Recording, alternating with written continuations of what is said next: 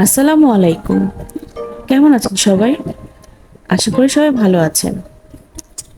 আমিও ভালো আছি আলহামদুলিল্লাহ।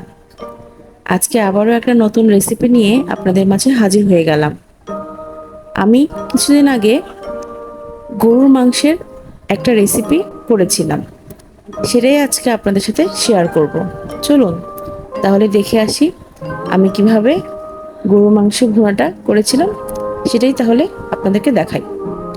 প্রথমে গরুর মাংসগুলো সুন্দর করে ছোট ছোট করে কেটে ভালোভাবে পানি দিয়ে ধুয়ে নিয়েছি। ধুয়ে নিয়ে পানি ঝরিয়ে নিয়েছি।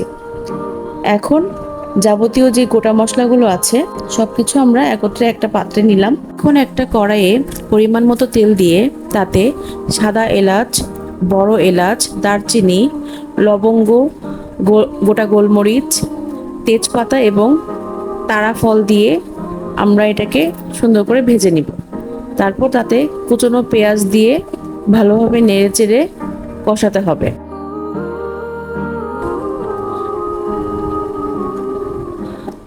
যখন পেঁয়াজটা একটু মজে আসবে তখন আমরা গুঁড়া মশলাগুলো সব দিয়ে দিব। গুঁড়া মশলার মধ্যে প্রথমে আমরা মরিচ গুঁড়ো দিয়ে দিচ্ছি। সামান্য পরিমাণ পানিও এটাতে অ্যাড করে দিতে হবে যাতে গুঁড়া মশলাগুলো পড়ে না যায়। তারপর হলুদ গুঁড়ো, সামান্য লবণ দিয়ে রেডিমেড মুরগির মাংসের মশলা এবং জিরার গুঁড়ো দিয়ে ভালোভাবে কষিয়ে নিতে হবে।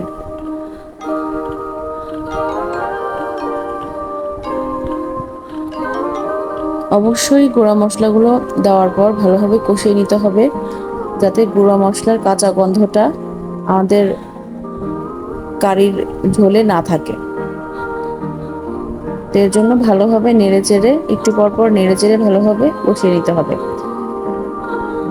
যেহেতু আমরা গরু মাংসর রেসিপি তৈরি করছি, তো অবশ্যই মশলাটা ভালোভাবে কষাতে হবে। এটার জন্য বেশি করে একটু একটু পরপর পানি দিয়ে দিয়ে ভালোভাবে কষিয়ে নিতে হবে।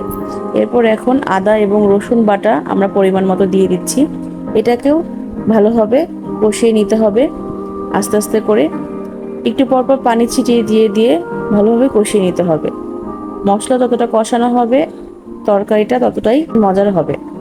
মশলা কষে উপরে যখন তেল উঠে আসবে তখন আমরা আগে থেকে ধুয়ে রাখা গরু মাংসগুলো কষানো মশলায় দিয়ে দিব এবং মশলার সাথে ভালোভাবে মিশিয়ে নিব।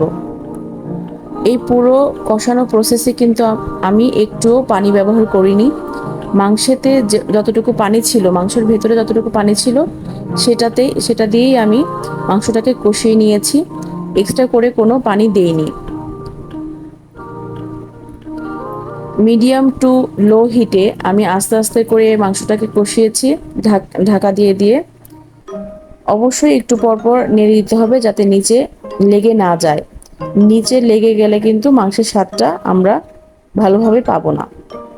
তো অবশ্যই একটু পরপর আমরা মাংসটাকে নেড়ে দিব। দেখতে পাচ্ছেন মাংসটা খুব সুন্দর একটা কালার চলে আসছে এবং এতে এই স্লো কুকে রান্না করাতে কিন্তু আমাদের মাংসটা দেখতে শক্ত মনে হবে, কিন্তু যখনই আমরা এটা খেতে যাব হাত দিয়ে আলতো করে ধরলেই কিন্তু ওটা খুলে আসবে। সো স্লো কুকে রান্না করলে এটাই একটা মজা যে আমরা একদম নরম তুলতুলে মাংসটা পাবো। এই তো আমাদের মাংসটা একদম ভাজা ভাজা হয়ে গেছে কষাতে কষাতে। এখন আমি এখানে সামান্য পরিমাণ ফুটন্ত গরম পানি অ্যাড করব, শুধুমাত্র যতটুকু আমি ঝোল চাই অতটুকু পরিমাণ, কারণ মাংসটা এমনিতেই কষাতে কষাতে সেদ্ধ হয়ে গেছে। সো বেশি পানি ব্যবহার না করাই ভালো। তো এই তো আমার মাংস প্রায় অলমোস্ট কুক হয়ে গেছে। আমি এতটুকুই ঝোল রাখবো। অনেক সুন্দর একটা কালার এসেছে, তাই না? অবশ্যই যারা আমার এই রেসিপিটা ফলো করবেন তারা কিন্তু অবশ্যই আমাকে কমেন্ট করতে ভুলবেন না। আমার আম্মুর তৈরি মুচমুচে পরোটা দিয়ে আমার নিজের হাতে তৈরি গরুর মাংস ভুনাটা আমরা সেদিন খেয়েছিলাম। ভীষণই মজা লেগেছিল, অনেক অনেক বেশি ইয়ামি হয়েছিল রান্নাটা। সো সবাই অবশ্যই কমেন্ট করে জানাবেন আমার আজকের রান্নাটা কেমন হলো। সবাইকে অনেক অনেক ধন্যবাদ। সবাই অনেক বেশি ভালো থাকবেন। আল্লাহ হাফেজ।